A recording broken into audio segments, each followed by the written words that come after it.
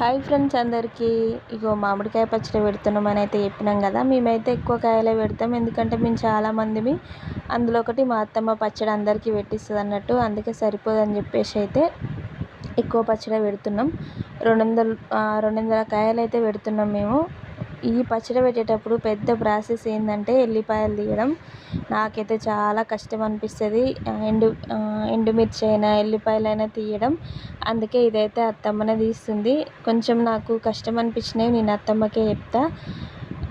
నిన్న నుండి తీస్తుంది పాపం ఎల్లిపాయలు అయితే. ఇందులో కావాల్సిన సామాన్లు అయితే మావయ్య తీసుకొచ్చిండు. ఇప్పుడు ఈ పచ్చడి ప్రాసెస్ మొత్తం మా అత్తమ్మనే చూసుకుంటుంది.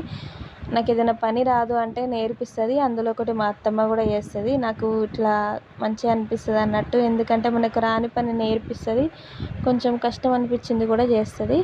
నేను ఎల్లిపాయలు తీయాలిగా. పని అయితే బాగుంది. మరి మీరు పచ్చడి పెట్టిరా లేదా కామెంట్ చేయండి.